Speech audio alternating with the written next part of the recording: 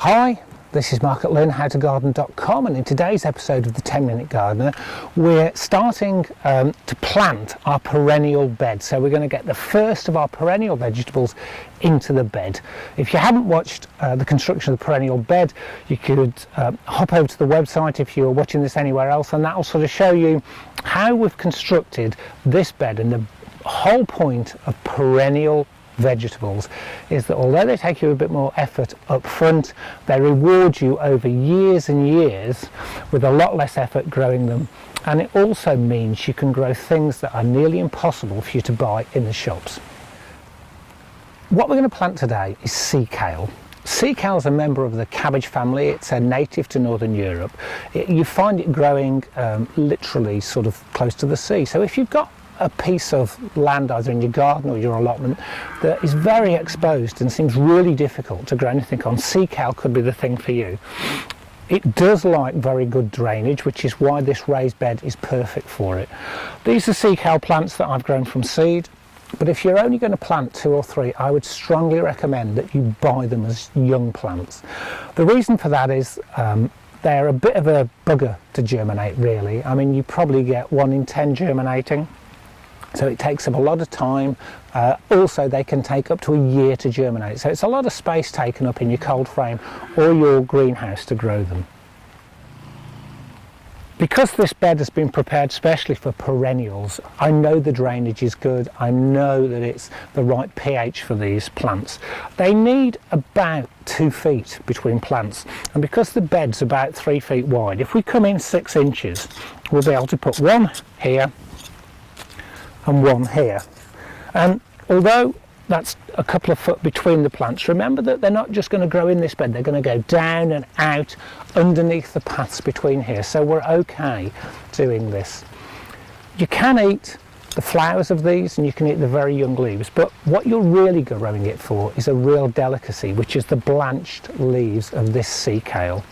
And what that means is that come the spring, we're going to cover this with the sea kale forcer.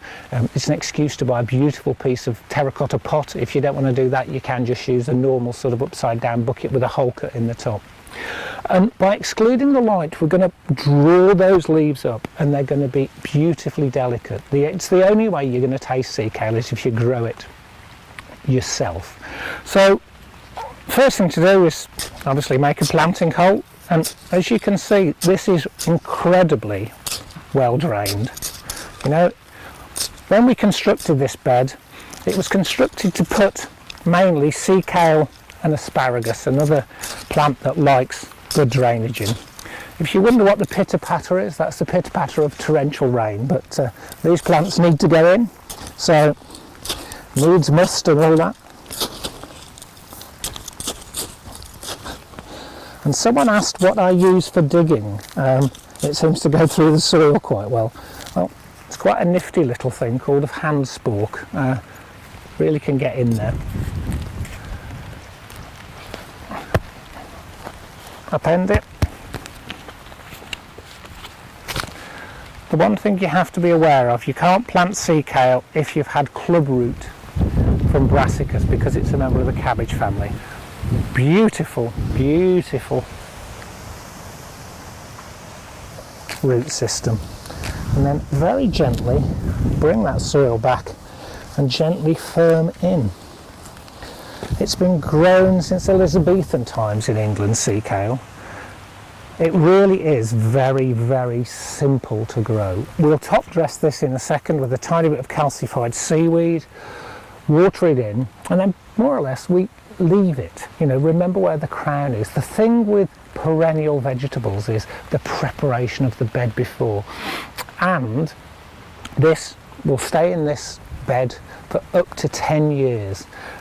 You can force sea kale by taking it out and putting it in a garage or somewhere in a pot like chicory, but you lose your plants and it seems a real waste when it, you know, takes such a while to get them.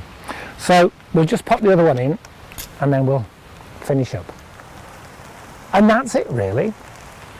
The variety you're most likely to come across is called Lily White. That's the one we've put in here that will be growing. One word of advice: if you're going to buy a new Seakale or Rhubarb Forcer, get it from a reputable English manufacturer, because you need it to be frost proof. A lot of the imports from the continent are only fired ones, which means that they will just crack, and the last thing you need is it cracking. Better to sort of, you know, go to the expense of buying a really beautiful pot the first time. My recommendation would be Richford Pottery. I've used their pots for 20 years and I haven't had one crack yet. Well, as you can see, the weather isn't being kind to me on this November day, but as my grandfather used to say, no such thing as bad weather, just the wrong clothes, which I am patently wearing today.